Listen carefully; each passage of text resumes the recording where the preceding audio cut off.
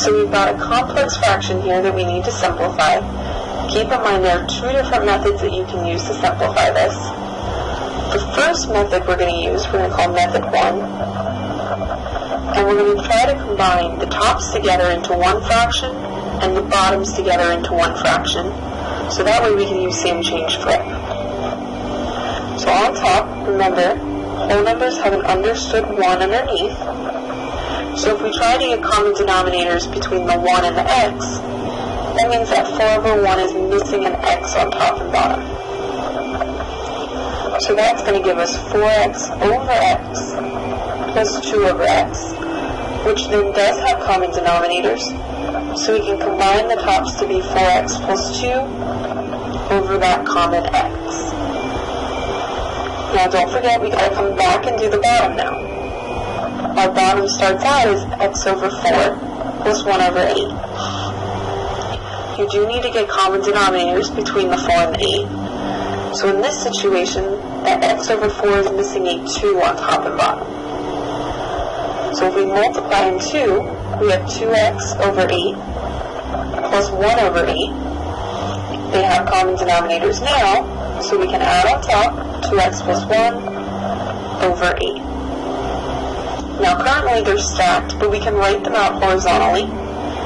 So we have the top fraction divided by the bottom fraction. Keep in mind we don't want to divide fractions, but we can switch them into multiplication by doing same change flip. So keep the first one the same, change to multiplication, and flip your second fraction. Once we've done that, now we can look to see if there's anything we can factor, and then we'll try to cancel. So on top left, start by always checking for a GCF. So 4x plus 2 means we can pull 2 out of there. So we're left with 2x plus 1 over x. Our x on bottom stays because it's in a lonely term. It's by itself. Same with our 8. There's nothing else with it, so it just stays. And bottom right, there is no GCF for 2x plus 1, so that's going to stay as well. And I like to put parentheses around it so I remember it's going to go as a group. So if I look around, I've got one parenthesis I can cancel off top and bottom, and all together I'm left with 16 on top, x on bottom. So that would be our final answer. Now if you do want to see the second method, if you prefer that method instead, method 2 goes back to the beginning, and I'm just rewriting our problem for us. And instead of trying to combine like terms on top and combine into a single fraction on bottom, we're going to look at all of our bottoms and look for a common LCD of all of them. So we have an x, a 4, and an 8. So the least common multiple between 4 and 8 would be 8. And our variable x is going to carry right on into our LCD. So what we're going to do with the LCD is we're going to multiply all 4 corners by that LCD of 8x, which is going to help us cancel off all of these mini fractions. So on top left, there's nothing to cancel because they're side by side.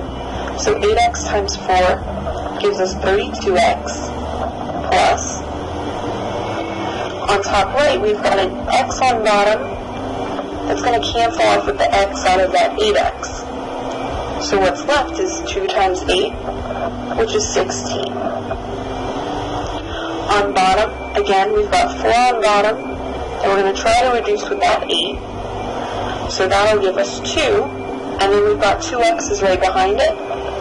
So we're left with 2x squared. Keep our plus, and on our last one, we've got an 8 on bottom, and we're going to try to cancel with the 8 that we're multiplying in. So what we're left with is just 1 times x, or in this case, x. Now that we're here, we're going to try to see if there's anything we can try to factor, pull any GCFs out. So on top, they do have a 16 in common that we can pull out. And when we divide it out, we're left with 2x plus 1. On bottom, they also have a GCF in common, which is an x. So if you pull it out to the front, we're dividing it out. We're left with 2x plus 1. If we look on top and bottom, we'll notice that we have a parenthesis we can cancel from both. And then we are left with 16 over x. Same as last time, it's just two different methods to get you there.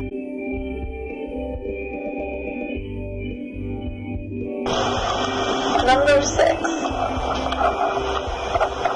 X squared minus 14x plus 49 being divided by 4x minus 28, and the net fraction is being divided by 11x minus 77 over 44.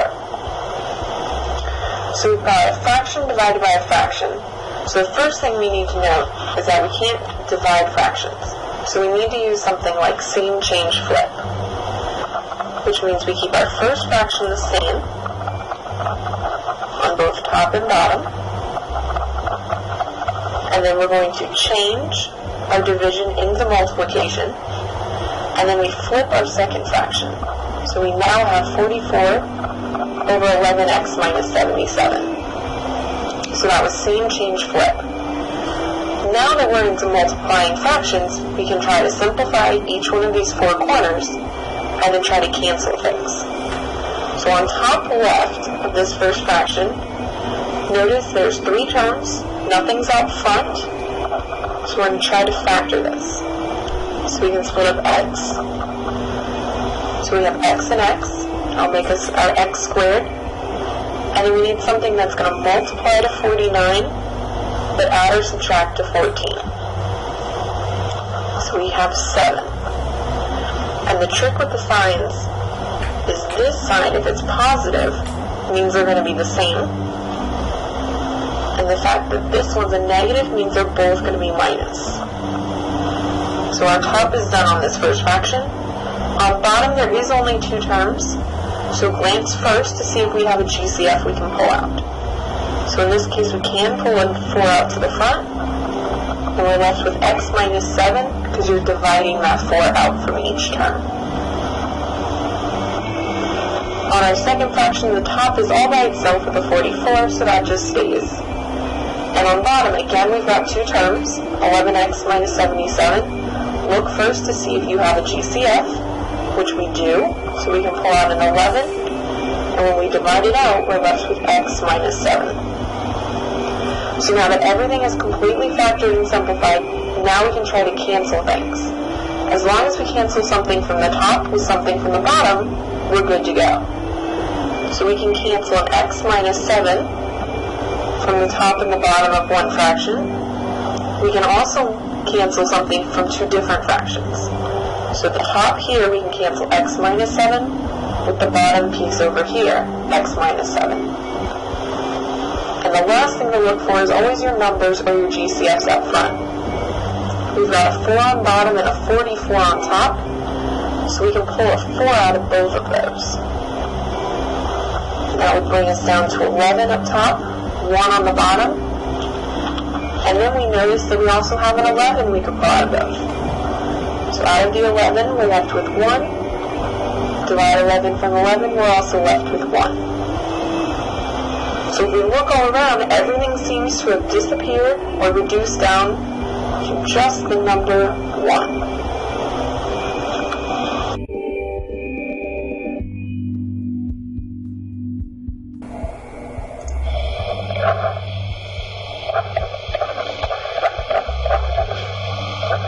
We are dividing 2 fractions. So I'm getting it all set up here.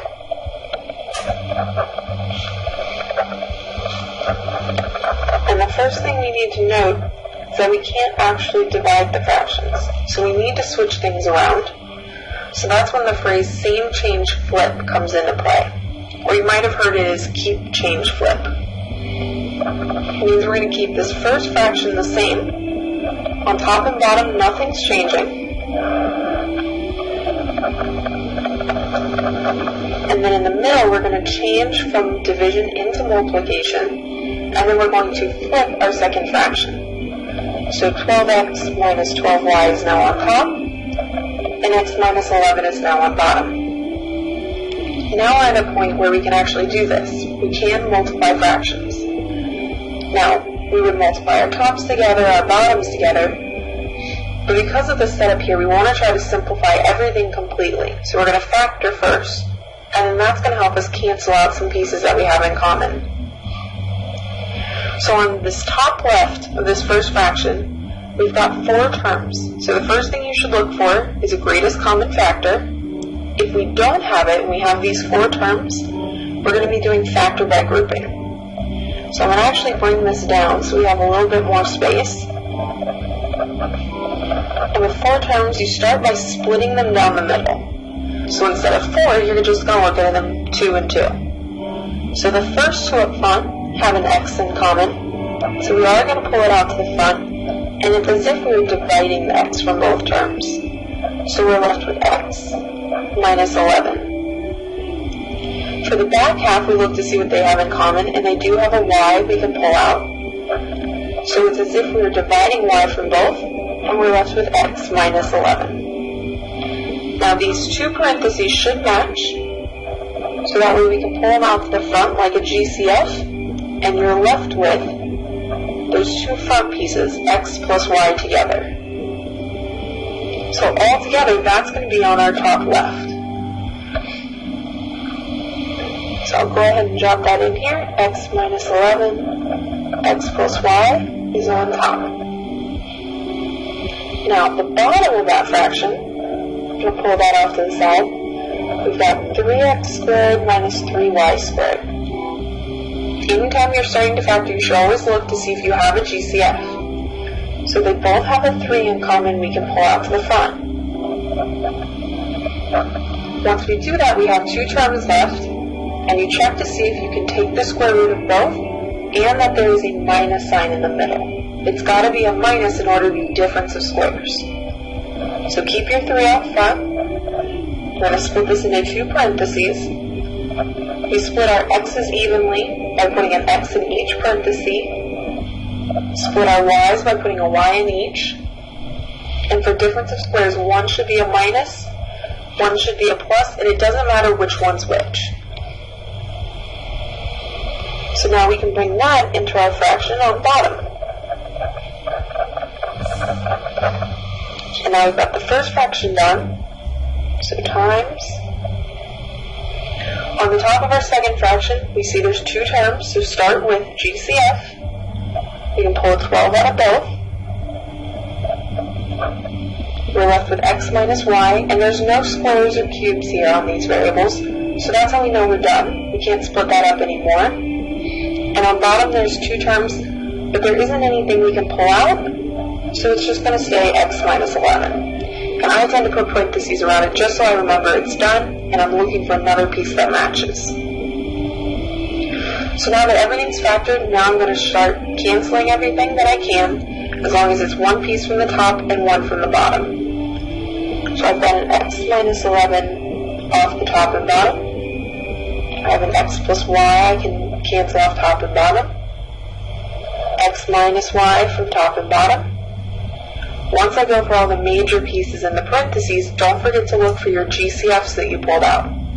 So I have a 12 and a 3. So I can pull a 3 out of the 12, and I'm left with 4. So I divide 3 out of 3, I'm left with 1. So all my pieces left over is just the number 4.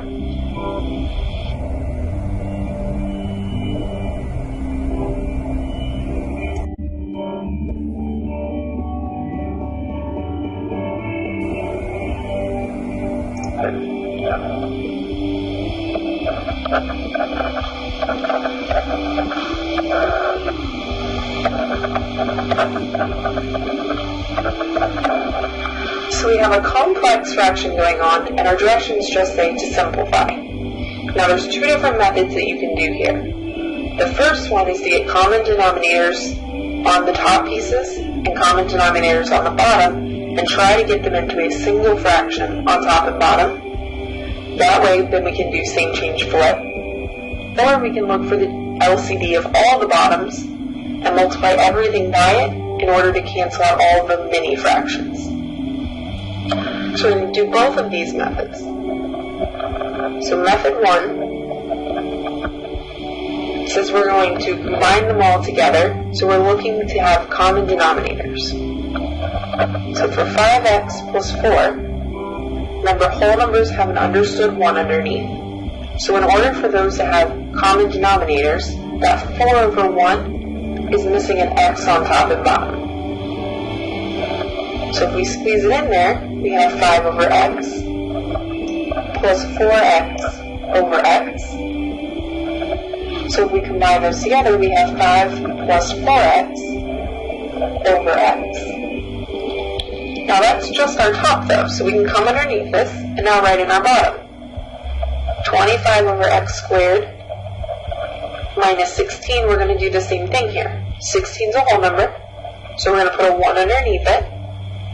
So to get common denominators between x squared and 1, this 16 over 1 is missing x squared on top and bottom. So we have 25 over x squared minus 16x squared over x squared. They now have common denominators, so we can put the tops together. 25 minus 16x squared over x squared. Now once we have it as a single fraction on top, a single fraction on bottom, we can write them out side by side. So that way we have one fraction divided by the bottom fraction. Now we know we can't divide fractions, so we need to do same change flip here. So keep the first fraction the same, change to multiplication, and then flip your second fraction. So that x squared moves to the top, the 25 minus 16x squared moves to the bottom. Now we can try to factor everything we can, and then we'll cancel. So on our first fraction, there's no GCF on those two terms up top, so it's just going to stay like that. 5 plus 4x. The bottom is a single term, so again, it's going to stay there. Nothing's changing. On our second fraction, x squared stays where it's at. On bottom, though, we can't actually split those up because they're a difference of squares. That means we can take the square root of both those numbers and the variable piece, and it does start out by having a minus in there. So difference of squares means we split the 25 as 5 and 5. We split the 16x squared as 4x and 4x. And difference of squared means one is a plus and one is a minus. Now that everything's fully factored, we're looking to see if we can cancel anything. So first look for those parentheses. We've got a 5 plus 4x we can cancel on top and bottom. Once all your parentheses have been canceled, then go back and look at your GCF pieces, or the pieces that are by themselves. So in that case, we have x squared and x. If we cancel off the x from the bottom, we're left with 1. If we cancel one of the x's off from x squared, you're left with x. So we can at least reduce those x's down 1. So what's left on top is x, and on bottom, if you look around, the only thing left is the 5 minus 4x. And that's where we leave it. There's nothing else we can cancel on that. Now, if we want to go back and look at method 2 now, instead of trying to combine the tops together, and instead of trying to combine the bottoms together, we're just going to look at this problem again, and instead we're going to look to see what the LCD of all our bottoms are. So if you look at our bottoms, we have an x and an x squared. So our LCD is going to be the higher of the two, which is x squared. We always want to go with the highest exponent on the variables. So what we're going to do is we're going to go in and we're going to multiply each one of these four corners by the x squared. And the goal is that's going to help us get rid of all those mini fractions in our problem. So up top, we've got an x squared and an x on bottom. So one of those x's are going to reduce, and we're going to be left with 5x. On the right hand top corner, we have x squared times 4, so we're just left with 4x squared. On bottom is x squared and x squared are going to actually cancel each other, so we're left with 25 minus, and on bottom right, we'll multiply them together to have 16x squared. So now that we're here, we just need to try to factor and cancel if we can. So on top, they do have an x in common, so we can pull an x out to the front, and we're left with 5 plus 4x. On bottom, again, it's a difference of squares situation, because you can take the square root of each number and variable. So if we split that up, we can split the 25 as 5 and 5, and we can split the 16x squared as 4x and 4x. Remember, with difference of squares, one's a minus and one's a plus. Everything's factored. See if we can cancel anything. We've got a 5 plus 4x on top and bottom. So your final answer is x on top, 5 minus 4x on bottom. So both methods are going to get us the same answer. It's just a personal preference as to which route you will take.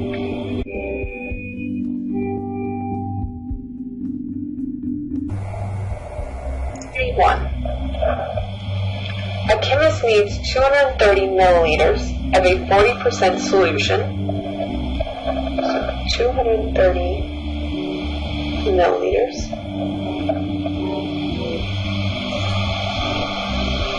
of a 40% solution that only has 18% and 64% solutions available. 18% and 64%. Find how many milliliters of each should be mixed to get the desired solution. So we need some amount of 18% and some amount of 64%. We don't know those amounts yet, and we don't know if they're going to be the same or different, so we're going to make one x and one y. That way, just in case there's different numbers, we wouldn't give them the same variable. Now, from this, it just says solve, but they did give us enough information to make two different equations out of this. So we could write one equation just based on the amounts of milliliters. So if I add up all of the milliliters I have of my 18% solution, plus all of the milliliters I have of my 64% solution, I should equal a total of 230